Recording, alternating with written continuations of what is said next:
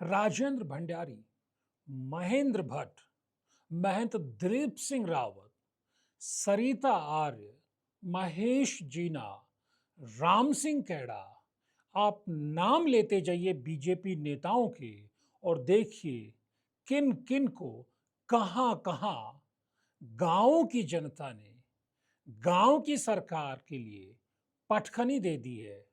तो फिर नाम उधर लीजिए, प्रीतम सिंह, गोविंद सिंह कुंजवाल और गणेश गोदियाल और बहुत सारे नेता, कांग्रेस के कई दिग्गजों ने साबित कर दिया गांव की सरकार में भी जनता में उनका दमखम बरकरार है।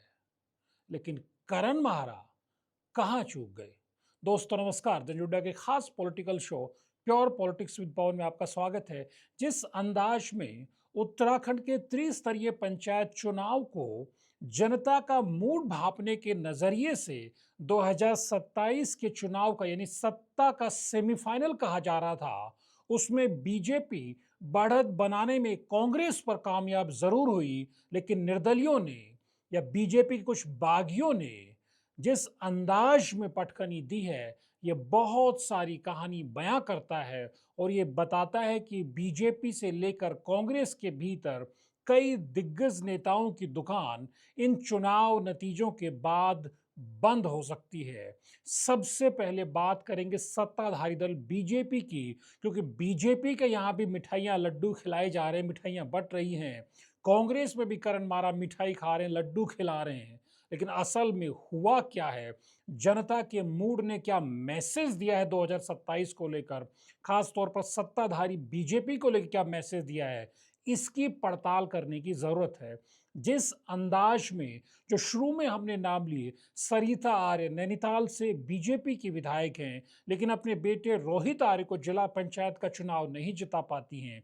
यही हाल राम सिंह कैडा का है, वो अपनी बहू को चुनाव नहीं जिता पाते हैं। तो इसी अंदाज में महेश जीना, जो सल्ट से बीजेपी के विधायक हैं, खुद दूसरी बार चुनाव जीत गए, लेकिन क्षेत्र पंचायत का चुनाव जिताने में बेटे करण जीना को नाकामयाब रहते हैं। ये क्या मैसेज देता है उस जीना परिवार के लिए, जिस परिवार से 3 बार करण जीना के चाचा विधायक बनते हैं, फिर महेश जीना उनके पिता लगातार दूसरी बार विधायक बनते हैं, लेकिन वहां उनको करारी शिकस्त का सामना करना पड़ता है।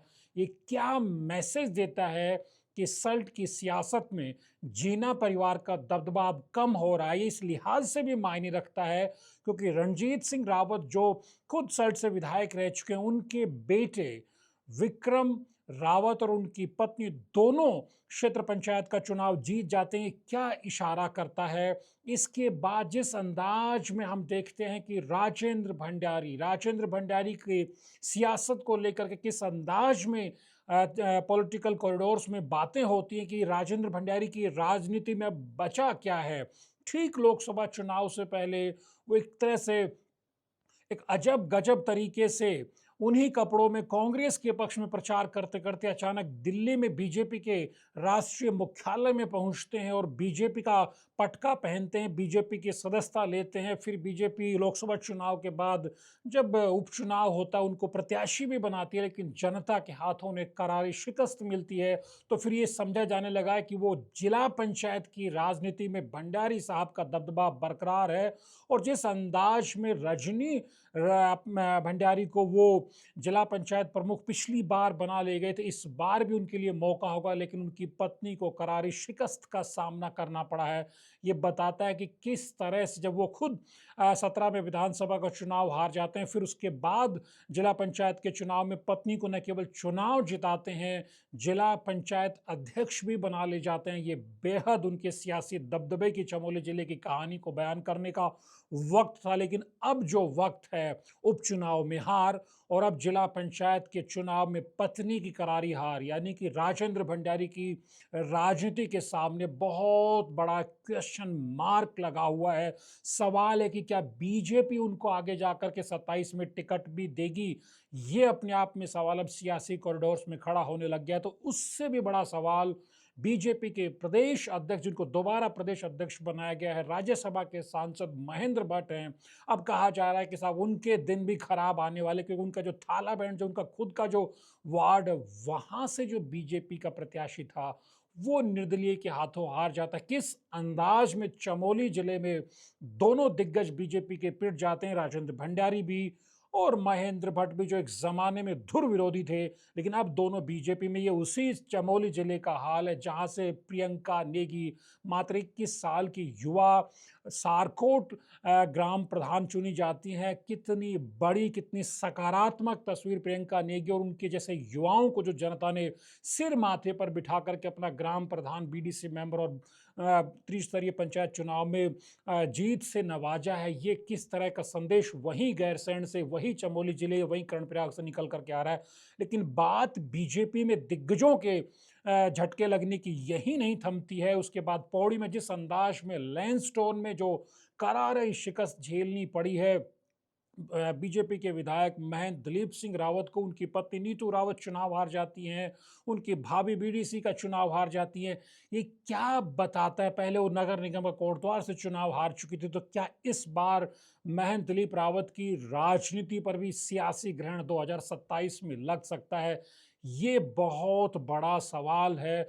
और उससे भी बड़ी बात यह है कि जिस अंदाज में हमने महेश शीना की बात की थी, सरिता आर्य की बात की थी, राजेंद्र भंडारी की बात की, एक तरह से बंशीधर भगत को लेकर के भी माना जा रहा है कि क्योंकि उनकी प्रतिष्ठा की सीट बनी हुई थी। नैनीताल की जो निवर्तमान जो जिला पंचायत अध्यक्ष रही हैं बेला तोलिया, निवर्तमान अध्यक्ष, उनको चुनाव में जिस तरह से करारी शिकस्त झेलनी पड़ी है निर्दलीय के हाथों, ये बहुत बड़ा झटका बंशीधर भगत के लिए। उन्हें नैनीताल की सियासत में दशरथ की भूमिका में देखा जाता है। उनकी प्रतिष्ठा की सीट थी जहां अजय भट्ट भी प्रचार करते हैं, वहां उनको झटका लगता है। और यहां तक कहा जा रहा है कि जो सोमेश्वर के अंदर जो रेखा आर्य कैबिनेट मंत्री है, वो जहां उनका निवास है, जहां उनका वोट है, वहां भी बीजेपी के प्रत्याशियों को झटका लगा। यानी कुल मिलाकर के जो बीजेपी के भीतर का परिवारवाद था, महेंद्र दलीप रावत की पत्नी कहिए, उनकी भाभी कहिए, राजेंद्र भंडारी की पत्नी कहिए, सरिता आर्य का बेटा, महेश शीना का बेटा और बहुत सारे लोग, यानी बीजेपी के भीतर के परिवारवाद को जनता ने पूरी तरह से नकार दिया है।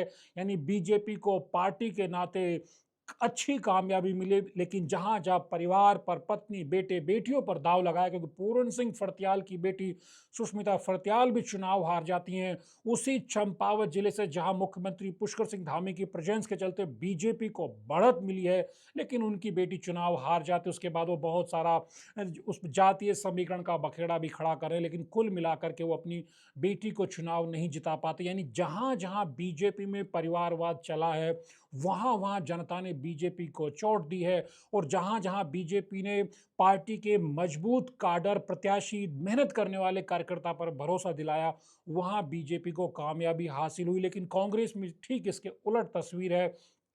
कांग्रेस में शूरवीर सिंह सजवाण अपने बेटे को जिला पंचायत का चुनाव जिताने में सफल हो जाते हैं, तो प्रीतम सिंह अपने बेटे अभिषेक सिंह को चुनाव जिताने में सफल हो जाते हैं। हालांकि ये लगातार अब बवाल शुरू हो गया, जिस तरह से जो अनंतिम आरक्षण की अधिसूचना जारी हुई, जिसमें देहरादून को महिला कोटे में रखा गया, उसके बाद से प्रीतम सिंह इस पर बौखलाए हुए और उन्होंने आरोप लगाया है कि राज्य सरकार ने उनके बेटे अभिषेक सिंह को जिला पंचायत अध्यक्ष बनने से रोकने की के लिए पूरा गुणागणित किया, जिसकी लड़ाई वो हाई कोर्ट तक जाकर के, कोर्ट के दरवाजे तक जाकर के लड़ेंगे। लेकिन कुल मिलाकर के प्रीतम सिंह ने अपने बेटे की सियासी लॉन्चिंग की और उन्हें कामयाबी हासिल हुई है।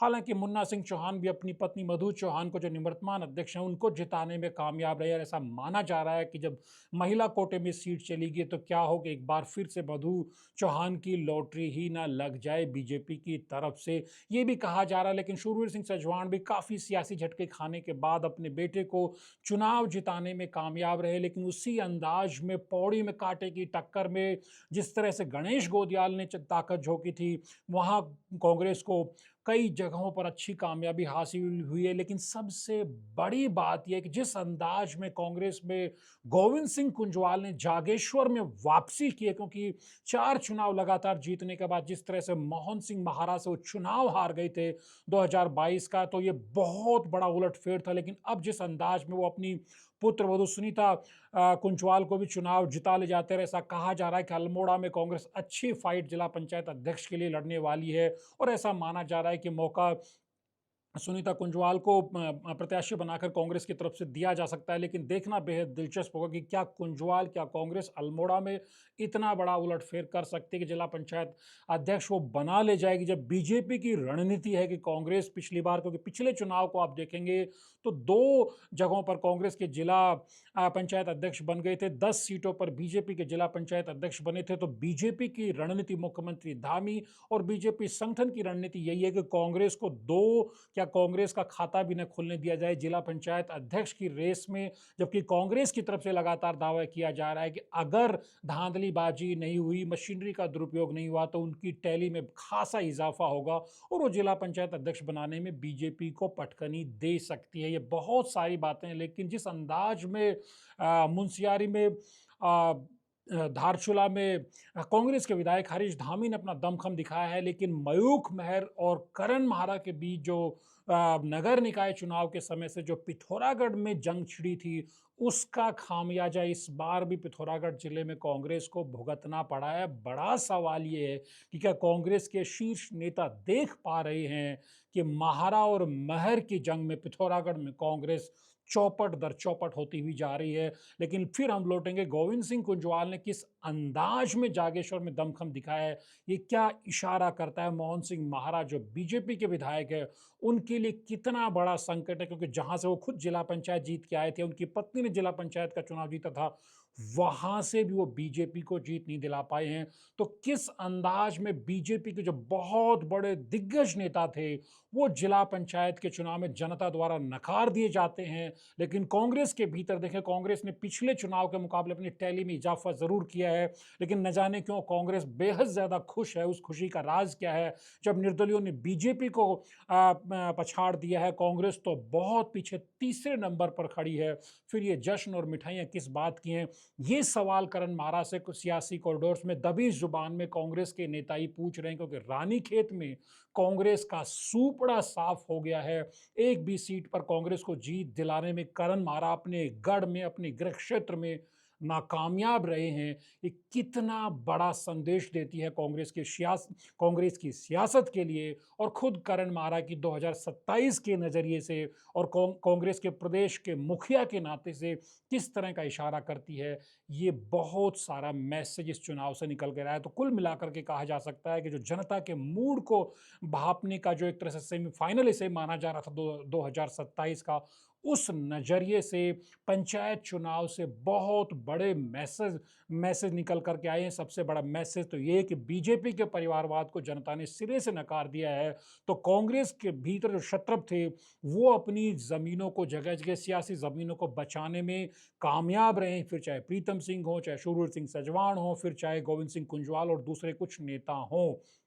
लेकिन सबसे बड़ी बात यह है कि इतनी बड़ी तादाद में निर्दलियों का जीतना, बागियों का जीतना, ये क्या इशारा करता है? क्या कांग्रेस जो विपक्ष के पक्ष में जो माहौल बन सकता था उसको भुनाने में एक बार फिर से नाकामयाब रही है? और क्या बीजेपी को इस बात पर सोचना पड़ेगा, विचार करना पड़ेगा कि धीरे धीरे जनता में उसको लेकर के नाराजगी, गुस्सा बढ़ रहा है? 2027 के नजरिए से सत्ताधारी बीजेपी या विपक्षी कांग्रेस जनता के मूड के इस मैसेज को, इस नब्ज को कौन कितना बेहतर पकड़ पाता है, ये तो 2027 का जब चुनाव होगा और नतीजे आएंगे तभी पता चल पाएगा। लेकिन जिस अंदाज में प्रियंका नेगी जैसे युवाओं को सिर माथे पर जनता ने बिठाया है, ये जनता के बदलते हुए मूड का मैसेज भी देता है। तनुज अड्डा के वीडियोस को लाइक कीजिए, शेयर कीजिए और चैनल को सब्सक्राइब करना मत भूलिए।